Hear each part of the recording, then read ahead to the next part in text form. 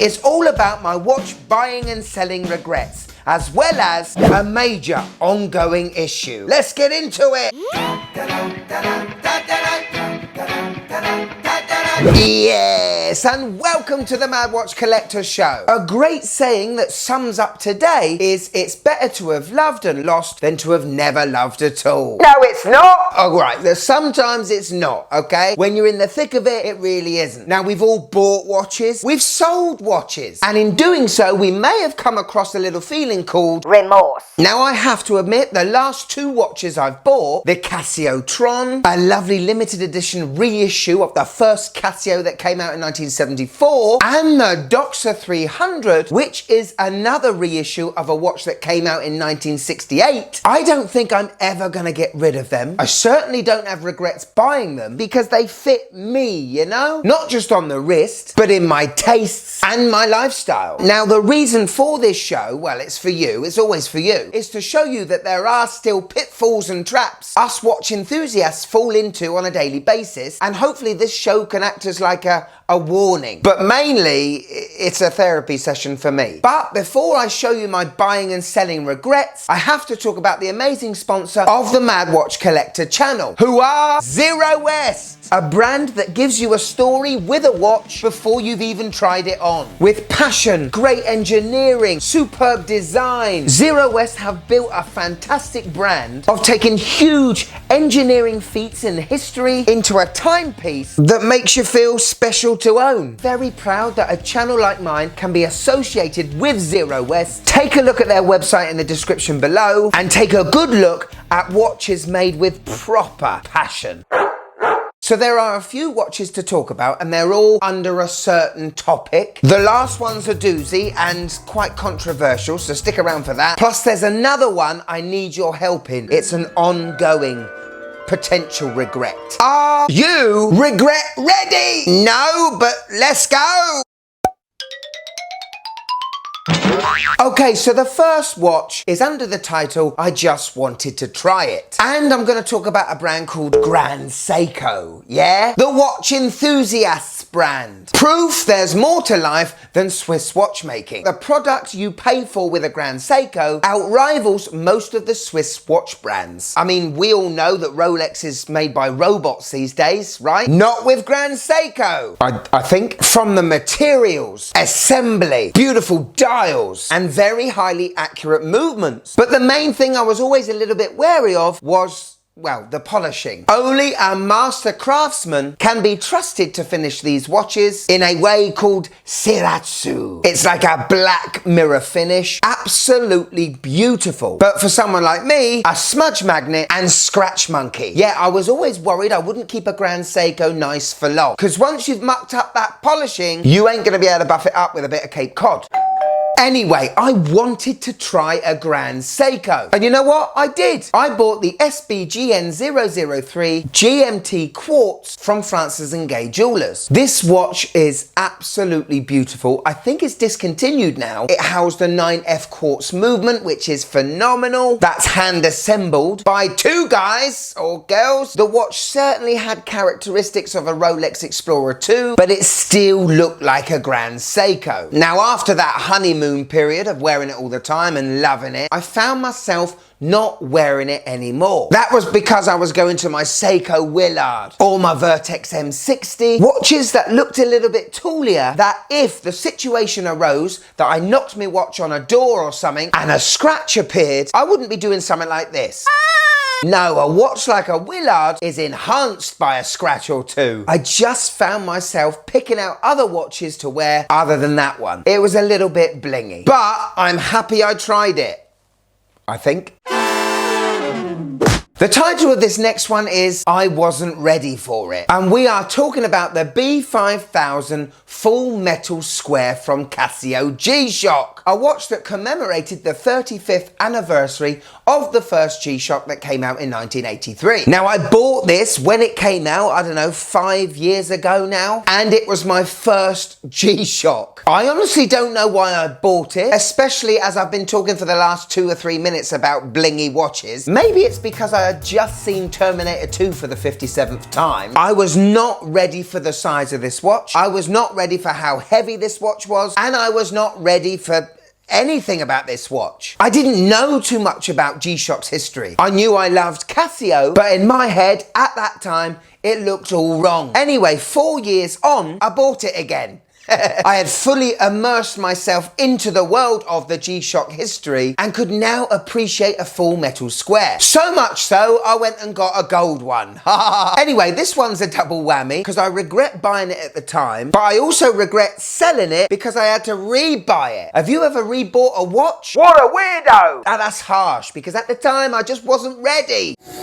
So the next title to this watch is I Knew It Was Gonna Be Bad. And this is another G-Shock. Now us lovers of the original square have been crying out for something for a long time. An original G-Shock square with a memory and pixel display. That's all we want. Maybe a bit of solar power? Yeah, that's a bonus. But literally all we wanted was a basic G-Shock with this fantastic MIP display. What did we get? Well, we got the H5600, which is basically a little computer on the wrist, full of your smart technologies that G-Shock should have been doing 6-7 years ago. They've came to the party a bit late and the software just feels a little bit awkward. Most notably, the paw print on the case back. Now, I've owned an Apple Watch in my time and the little sensor to take your pulse and your heart and everything else did not protrude out from the case like this bugger. So much so that it left a lovely Yogi Bear paw print on your wrist. Hands down the most uncomfortable G-Shock I've ever made. A huge letdown for me, and it basically just made me appreciate the GBD 200 even more. Without the branding of Yogi Bear's cousin. Don't buy it! Could you just click that like button, please? It really helps the channel.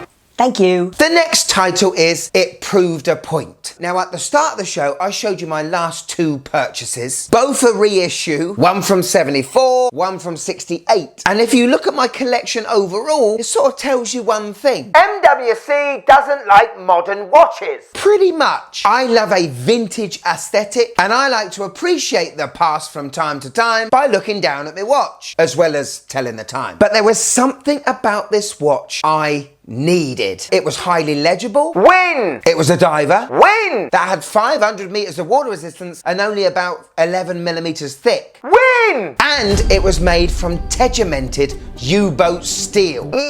Over-engineered. Win! And we are talking about the Zin U50. Now, I had already owned a Zin 104 and I knew the quality of these watches were phenomenal. This was the watch my wife called the Lego watch, and yes, I can see that. But this was my venture into a modern looking watch that looked like it could survive literally anything. The tegimented steel was unscratchable, had a great bezel action, and I really thought this was the modern diver for me. Just like the Grand Seiko at the start of the show, I found myself not wearing it, or if I was wearing it, I was almost forcing myself to wear it. And to not be wearing a watch like the U50, well, that should almost be against the law.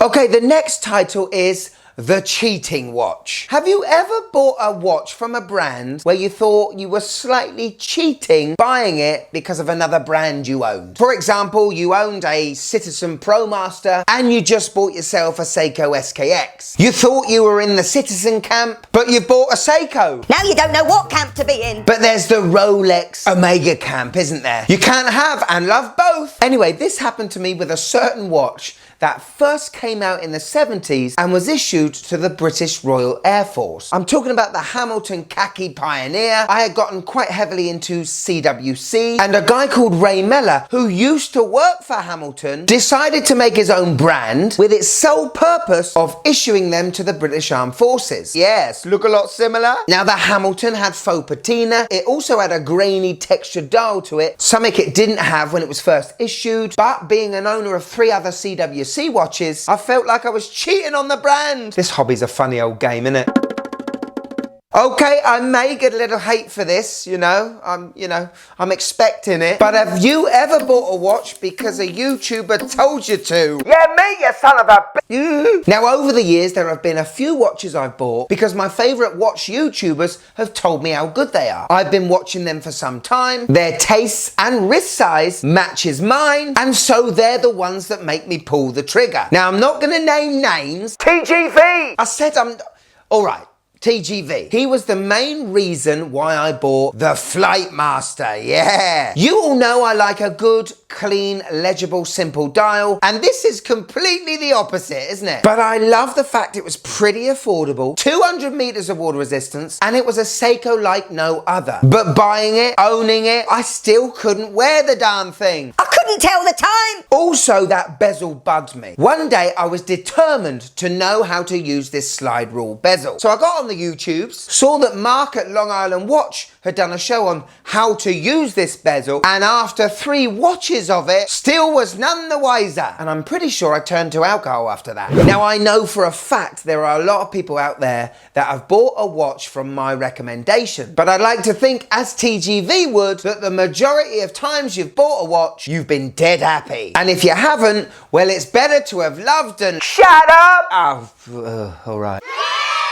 There is one watch currently, right, that I've had arguments inside my head for the past, I don't know, 2 to 3 years. And it is my Rolex 214270 Explorer. Now, if you've known the show long enough, this is a watch that commemorates my granddad who passed away, crikey, it's about 5 to 6 years ago now. Now, he bought a Rolex Explorer back in 1968. And this is one of the reasons, A, I wanted to own a Rolex, and B, liked watches in the first place. I wanted to get my own Explorer, which gave me a constant reminder of him. I don't really like what Rolex represents now. I didn't buy a Rolex to show off. A Rolex is the ultimate tool watch, in my opinion. A tool watch that can outlive you, your children, and your children's children if you take care of it. Nowadays, like the Grand Seiko, I feel like this watch is a little bit too shiny for me. I don't like the size of the crown. I think that's too small. Do I sell it and buy a watch that's more to my taste? Or do I just shut up, keep it, wear it more often, so that when I pass this down, it will remind my kids and potential grandkids of me? Now, the wife has said don't sell it. And we all know you've got to listen to your wife. She doesn't need to know. I'd love to know your thoughts in the comments below from my regular subscribers who comment regularly. Your wise words will definitely help me right now. So there you go. What a show, huh? Full of regret. Oh, it's quite a downer, really. But always good to flush out this stuff. Certainly makes me feel better at the end. And if you want to offload your watch buying or selling regrets, in the comments below, we'll be here to help you along the way. Click there if you want to join the Mad Watch Collector channel. If you want some merch, click a little bit further down in the description below, just down there. But if I've got you for a few more minutes, why don't you click this one? Oh, this is... well, I mean, this is great, isn't it? This is, well, you don't know yet, but it is great. Go on, click it, click it.